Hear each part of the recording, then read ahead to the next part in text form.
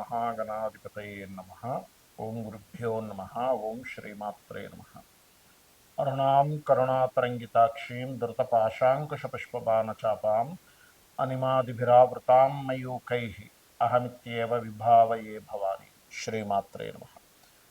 ప్రేక్షకులకి ఆ లలితాంబిక అమ్మవారి యొక్క అనుగ్రహం పరిపూర్ణంగా కలగాలని మనస్ఫూర్తిగా కోరుకుంటూ, మనం ఈరోజు మహాలయ పక్షాలు వచ్చాయి కాబట్టి పితృదోషములు ఏ రకంగా ఏర్పడతాయి, వాటిని ఏ ఏ పనులు చేయడం ద్వారా, అంటే మన జీవితంలో మనం చేసేటువంటి మన ప్రవర్తనలో అనుకోండి, మన బంధువర్గంలో అనుకోండి, అలాగే మనం చేసేటువంటి దానం అనుకోండి, మనం వెళ్ళాల్సిన క్షేత్రాలు అనుకోండి, ఇవన్నీ కూడా ఏమి చేస్తే మనకి ఆ పితృదోషం నుంచి బయటపడతాము అనేటువంటి అంశాలు ఏవైతే ఉంటాయో అవి చెప్తుంది నేనైనప్పటికీ కూడా చెప్పిస్తుంది సాక్షాత్ లలితామ్మవారిగా భావిస్తూ ఒక్కొక్క లగ్నము గురించి తెలుసుకుందాం. లగ్నం తెలియని వారు రాశితో చూసుకోవచ్చు, నో ప్రాబ్లం, దాని ఇబ్బంది లేదు. చాలా మంది కన్ఫ్యూజ్ అవుతున్నారు, ఏమంటే మీరు లగ్నం అంటున్నారు, మరి రాశి చూసుకోవాలి లగ్నం చూసుకోవాలని.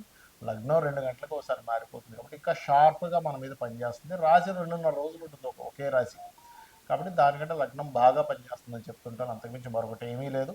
ఏమీ కన్ఫ్యూజ్ అవ్వకండి.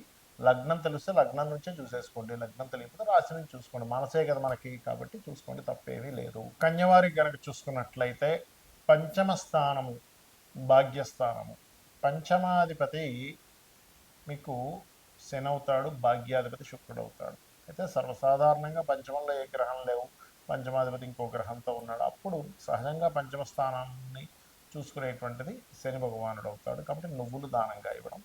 భాగ్యస్థానం శుక్రుడు అవుతాడు కాబట్టి బొబ్బర్లు దానంగా ఇవ్వడం చేస్తుంటారు. అయితే ఇలా కాకుండా ఒక్కొక్కసారి ఏమవుతుందంటే ఈ అధిపతి ఎవరైతే ఉన్నారో ఈ శని ఇంకొక పాపగ్రహంతో కలిసినప్పుడు, అంటే మీ పంచమాధిపతి ఏ పాపగ్రహంతో కలిసిందో దానికి సంబంధించిన దానం కూడా ఇవ్వాలి. ఇంకొక విషయం ఏంటంటే ఇక్కడ పంచమాధిపతి పంచమంలోనే కొంతమందికి ఉంటారు, అప్పుడు మరింత బలంగా దానికి సంబంధించిన దానమే ఇవ్వండి. అంటే శనికి సంబంధించిందే ఇవ్వండి. పంచమాధిపతి మీ కన్యా లగ్నానికి శని అవుతాడు కదా, ఒక్కొక్కసారి పంచమంలో 2 ఇతర గ్రహాలు ఉంటాయి, అంటే గురువు రాహువు, అలా కలయిక గురువు శని. అదేమవుతుందంటే నీచభంగ రాజయోగం శనితో పాటు కలిసినప్పుడు ఇస్తుంది. దానివల్ల మొదట్లో కొంత సంతాన సంబంధించిన విషయంలో ఈ పితృదేవత అనుగ్రహం లేకపోవడం వల్ల కలిగేటువంటి ఫలితాలు నెగిటివ్గా వచ్చినప్పటికీ తర్వాత సంతాన యోగం ఇస్తుంది ఎప్పుడైతే నీచభంగ రాజయోగం ఉందో.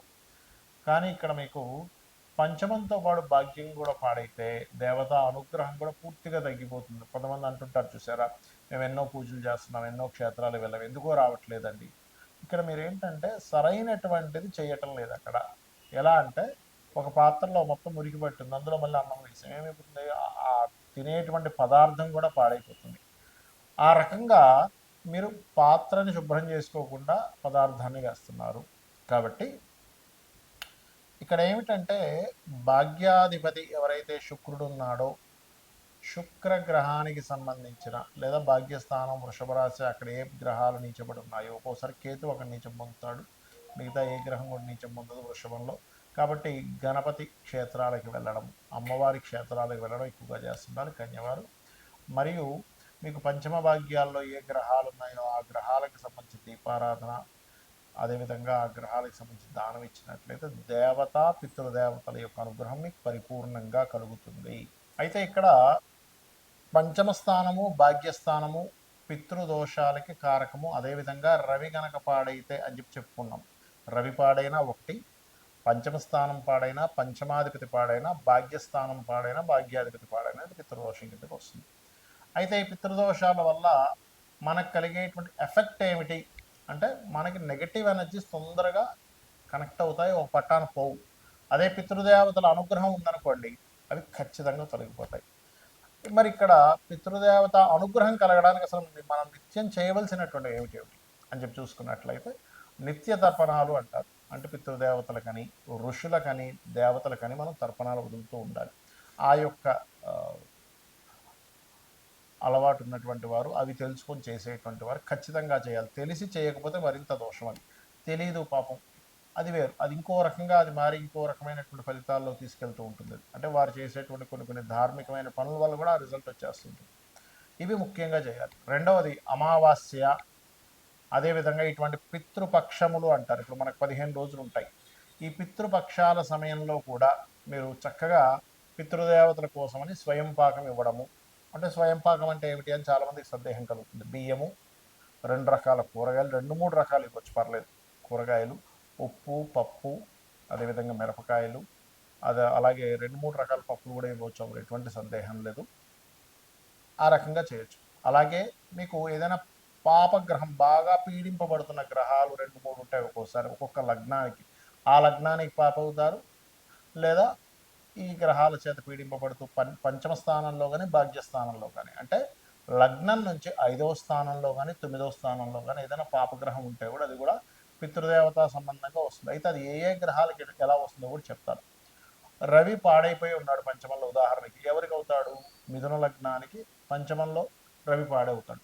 అలాంటప్పుడు నీచ స్థానం కాబట్టి అలాంటి వారికి సంతానం విషయంలో స్ట్రెస్, సంతానం మీద మిస్క్యారేజ్ అవ్వడం ఇలాంటివి కూడా ఇస్తూ ఉంటుంది. తండ్రి మూలంగా ఇస్తూ ఉంటుంది. కాబట్టి రవి కనుక పాడైనట్లయితే పంచమంలో కానీ భాగ్యంలో కానీ అప్పుడు గోధుమలు ఇస్తూ ఉండాలి. ఇలాంటి మా పితృపక్షాల్లోని అమావాస్యల్లోని స్వయం పాకంతో పాటు గుర్తుపెట్టుకోండి. అలాగే చంద్రుడు పాడైతే బియ్యం ఇస్తూ ఉండాలి. చంద్రుడు నీచంలో ఉన్నాడు. చంద్రుడు పాపగ్రహంతో కలిసి పంచమంలో కానీ భాగ్యంలో కానీ ఉంటాయి. కుజుడు కనుక పాడయ్యాడు. ఇది కుజదోషం అనేది కాదు, గుర్తుపెట్టుకోండి.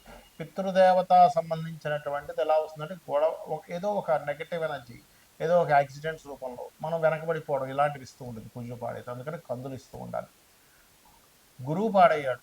గురుదోషం వేరేగా ఉన్నప్పటికీ అది పితృస్థానాల్లో అయినప్పుడు ఏమవుతుంటుందంటే పర్టికులర్గా ఆ యొక్క శనగలు అంటారు. శనగలు మరియు పసుపు రంగు వస్త్రము. శుక్రుడు పాడయ్యాడు ఉదాహరణకి మీ యొక్క జన్మజాతకంలో మరి ఎలా ఇస్తుందండి పితృదోషం? శుక్రుడు స్త్రీకారకుడు కదా, అంటే వివాహం అవ్వకుండా చేసేటువంటి దాంట్లో దాని యొక్క పాత్ర ఉంటుంది శుక్రుడు అవ్వడం వల్ల. మరి శని అయితే వీళ్ళకి అనేకమైనటువంటి బాధలు ఎంత ప్రయత్నం చేసినా ముందుకు వెళ్ళట్లేదు. ఎందుకు అంటే శని ద్వారా వస్తూ ఉంటుంది. వాళ్ళు మీరు వాటి మీద అంటే పితృ సంబంధించిన కార్యక్రమాలు ఉంటాయి కదా, వాటి మీద అశ్రద్ధ ఉండడం.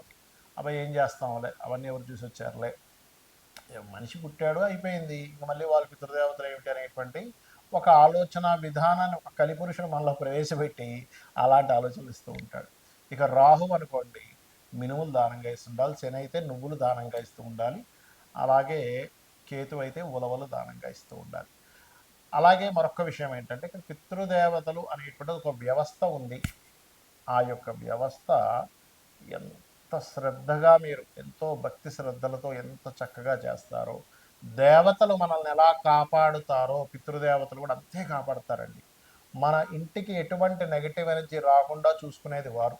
కాబట్టి ఇంట్లో కూడా ఆ యొక్క పటాన్ని నైరుతికి 2 భాగాలు చేయండి. నైరుతి ఎడం వైపు, కుడివైపు. నైరుతి వైపు చూస్తూ ఆ కుడివైపు ఉండేటువంటి నైరుతి భాగంలో ఫోటో పెట్టాలి.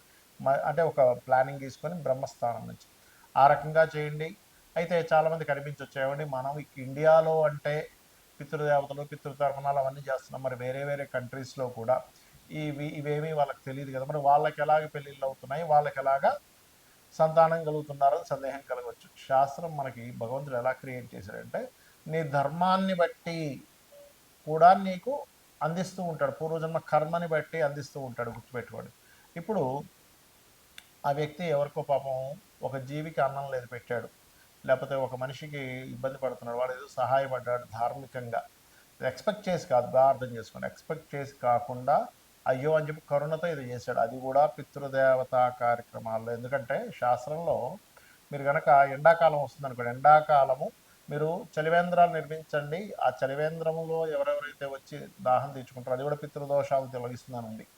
అలాగే ఏమీ లేవు, మన దగ్గర రూపాయి కూడా లేదు, పితృతర్పణాలు చేయాలి, అస్సలు రూపాయి కూడా లేని పరిస్థితుల్లోకి వెళ్ళిపోయాం. అప్పుడు శాస్త్రంలో ఏం చెప్తారంటే ఒక చెట్టుని, ఒక ముళ్ళున్న చెట్టుని కావలించుకొని, అంటే అదేదో మిమ్మల్ని కావాలని చేయమని కాదు, ఉదాహరణ చెప్తున్నాను నేను మీకు. అయ్యో నేను ఏమీ చేయలేకపోతున్నానని కంటి నీరు కార్చినా కూడా పితృదేవతలు అనుగ్రహిస్తారట. అయ్యో ఏం చేయలేకపోతున్నాం, బాధపడుతున్నాను కాదు, నేను మీకు అనుగ్రహిస్తామని. ఆ రకంగా ఏంటంటే చేయగలిగే శక్తి ఉన్నప్పుడు కాజుని నువ్వులు 5-10 రూపాయలు పెడితే వస్తుంది, ఇలా వదలండి కనీసం పితృదేవతల కోసం. ఖచ్చితంగా మీకు ఫలితం వచ్చి తీరుతుంది. తద్వారా మీరు ఉద్ధరింపబడతారు, మీ వంశం కూడా ఉద్ధరింపబడుతుంది. శ్రీమాత్రే నమః.